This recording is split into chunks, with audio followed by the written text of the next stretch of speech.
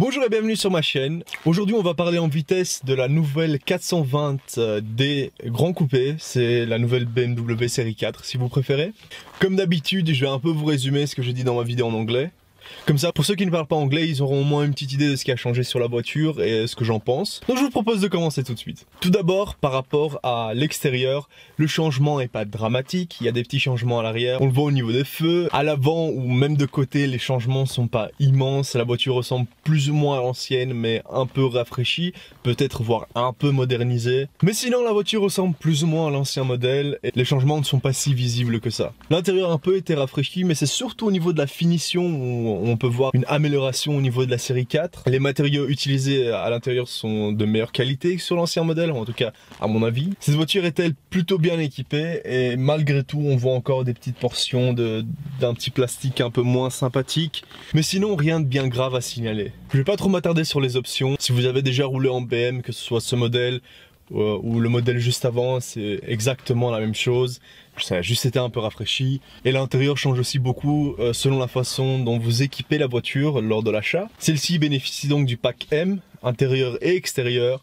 On peut le voir avec le volant qui est juste incroyable à l'intérieur, et à l'extérieur c'est toute la voiture qui change. C'est les jantes, c'est l'avant, c'est l'arrière, c'est de côté, c'est vraiment la finition que vous obtenez sur cette voiture avec un pack M. Honnêtement, ça vaut l'investissement supplémentaire. Surtout à la revente.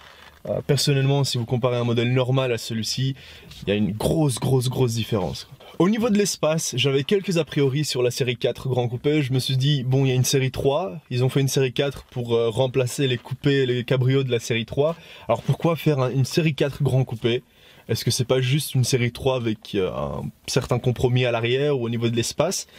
Eh bien, pour être franc, pas vraiment. Au niveau du coffre, c'est comme un hatchback. C'est bien plus facile d'accès et c'est tout aussi spacieux. Quant à l'espace pour les passagers à l'arrière, honnêtement, moi j'ai 1,88 m et c'est vrai qu'à l'arrière, je me sens pas super à l'aise. Mais si vos passagers ont une taille normale ou dans la moyenne, il n'y a vraiment pas de souci. J'ai un ami qui est aussi imposant que moi, mais un tout petit peu plus petit. Il n'y a pas eu de souci.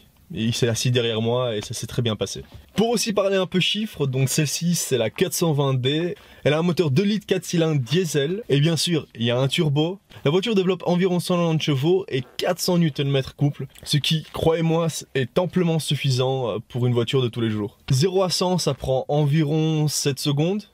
En fonction de la route, des pneus, des conditions blablabla. Et pour ce qui est de la consommation, BMW avait cité une moyenne d'environ 5 litres, ce qui n'est pas le cas à mon avis. On devrait plutôt parler de 6 en moyenne.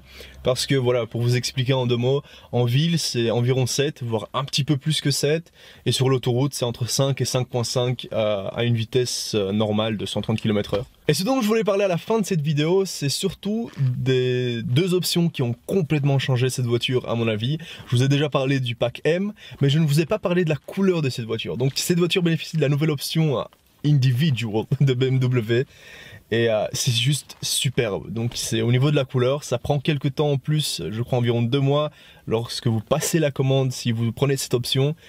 Mais la peinture est juste incroyable.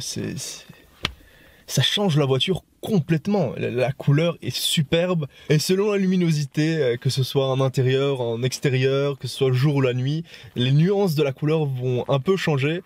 Et ça change complètement la voiture, quoi. C'est juste l'option qu'il fallait pour me faire aimer la série 4 Grand Coupé. Pour finir, quel est mon ressenti derrière le volant? Je crois que le mieux ce serait d'aller faire un petit tour, parce que je vous ai parlé sur place depuis tout à l'heure. Et bien pour être franc, c'est comme une série 3, mais en plus joli. Bon, blague à part, la tenue de route est superbe et on est un peu habitué à ça sur les BM. Personnellement, j'ai toujours trouvé que bon, les BM étaient bien plus sportifs que les Audi ou les Mercedes.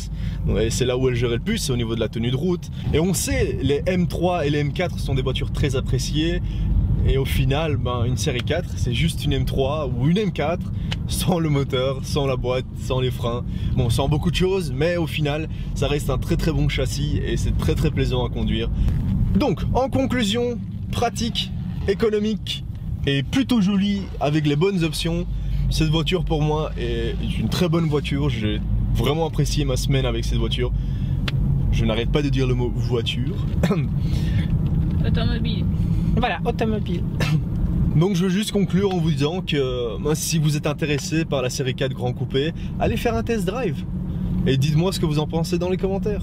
Parce que voilà, c'est au final, c'est vous qui décidez. On a peut-être des impressions différentes et le mieux c'est d'aller tester soi-même sa voiture. Ou sa future voiture dans ce cas-ci.